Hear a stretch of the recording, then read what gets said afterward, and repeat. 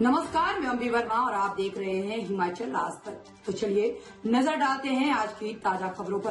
केंद्र सरकार ने प्रधानमंत्री ग्रामीण सड़क योजना चरण 3 के तहत हिमाचल में 22 पुलों के निर्माण को मंजूरी प्रदान की है। केंद्र सरकार ने हिमाचल सरकार के प्रधान सचिव लोक निर्माण विभाग को इस संबंध में स्वीकृति पत्र भेजा है। इन पुलों पर 139.78 करोड़ रुपए की राशि खर्च होगी।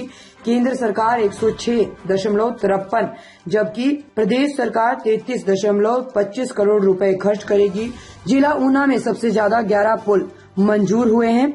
इसके अलावा जिला चंबा और कुल्लू में 1, कांगड़ा में 5, सोलन जिले में 4 पुलों को स्वीकृति दी गई है। प्रदेश सरकार ने हाल ही में पुलों की मंजूरी के लिए केंद्र सरकार को प्रस्ताव भेजा था। लोक निर्माण मंत्री विक्रमादित्य सिंह ने कहा है कि चरण 3 में हिमाचल की 250 से ज्यादा सड़कें स्वीकृत हुई थी। कई सड़कों पर पुलों का निर्माण होना था। इसे लेकर लोक निर्माण अधिकारियों के साथ बैठक की गई थी और इसके बाद ये प्रोजेक्ट केंद्र को स्वीकृति के लिए भेजे गए थे।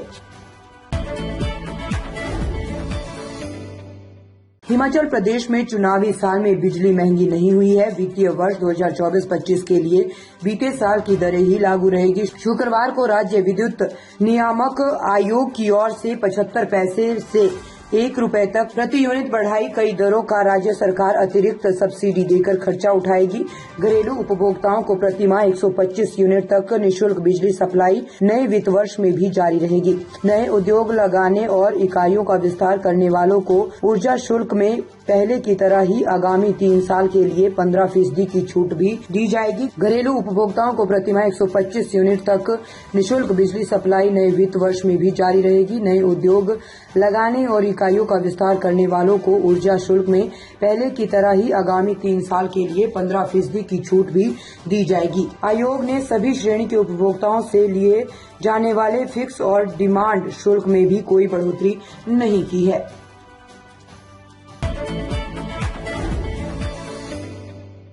हिमाचल में किसानों को प्राकृतिक खेती से अधिक आय प्राप्त करने के लिए प्रेरित करने का प्रयास तेज हुआ है। इस वर्ष प्रत्येक पंचायत में 10 किसानों को प्राकृतिक खेती से जोड़ने और 15,000 हेक्टेयर भूमि को प्राकृतिक खेती के तहत लाकर ऑनलाइन पंजीकृत किया जाएगा। जनजातीय जिला लाहौल स्पीति के काजा और चंबा के पांगी क्षेत्र में किसानों को प्राकृतिक खेती के लिए प्रेरित करने का प्रयास होगा। इस संबंध में बजट घोषणाओं को धरातल पर उतारने के लिए शिमला स्थित कृषि भवन बालूगंज में शुक्रवार को बैठक हुई।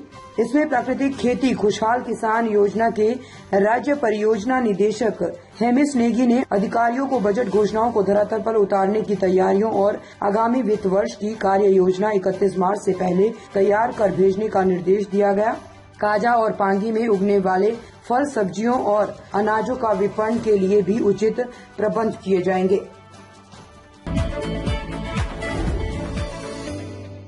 डीजल की कीमतों में कटौती के साथ ही नालागढ़ ट्रक ऑपरेटर यूनियन ने माल भाड़ा घटा दिया है। यूनियन ने माल भाड़े की दर में प्रति किलोमीटर 70 पैसे की कमी की है। माल भाड़े की नई दरें 20 मार्च से लागू होगी। बता दें कि केंद्र सरकार ने डीजल के दामों में 2 रुपए प्रति लीटर की कटौती की है। इसी आधार पर नालागढ़ ट्रक ऑपरेटर यूनियन ने भी माल भाड़े में कटौती कर दी है। मौजूदा समय में आर्थिक मोर्चे पर मंदी की मार झेल रहे कारोबारियों व उद्यमियों के लिए डीजल की कीमतों और माल भाड़े में कमी बड़ी राहत बनकर आई है। ये उल्लेखनीय है कि शुक्रवार सुबह से पेट्रोल और डीजल प्रति लीटर 2 रुपए सस्ता हो गया है। पेट्रोलियम कंपनियों द्वारा की गई कटौती से महंगाई के मोर्चे पर राहत मिलने की उम्मीद है। प्रदेश के मुख्य औद्योगिक क्षेत्र बीबीएन की ही बात करें तो यहाँ स्थापित हजारों उद्योग माल ढुलाई के लिए ट्रकों पर निर्भर हैं। माल भाड़ा कम होने से जहां लागत में कमी आएगी वहीं मुनाफे में भी वृद्धि होगी।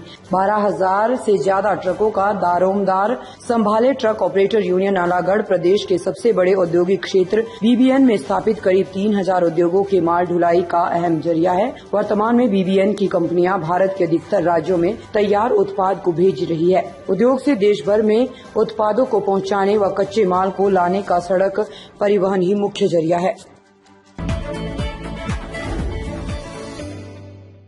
7 दिनों तक आयोजित अंतर्राष्ट्रीय महाशिवरात्रि महोत्सव मंडी शुक्रवार को राजमाधव की अंतिम शाही जलेब के साथ पूर्ण हो गया।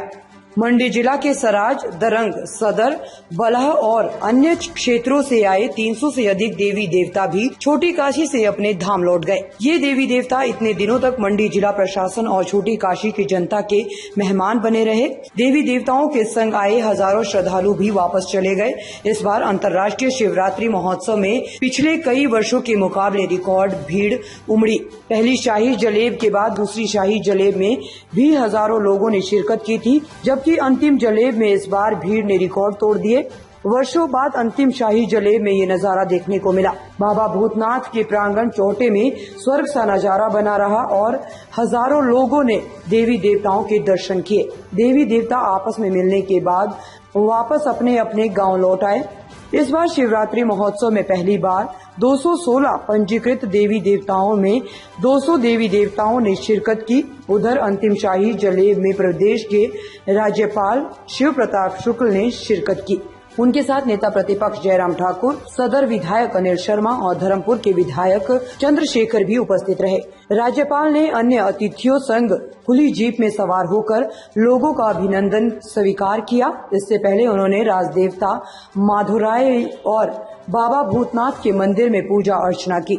मेले की अंतिम जलेब सीधे पंडल मैदान जाने के बजाय चौथा बाजार से मोती बाजार होते हुए समखेतर और वापस बालक रूपी बाजार से होकर भूतनाथ मंदिर के बाहर से गुजरी, जहां पर मुख्य अतिथि द्वारा पूजा अर्चना की गई।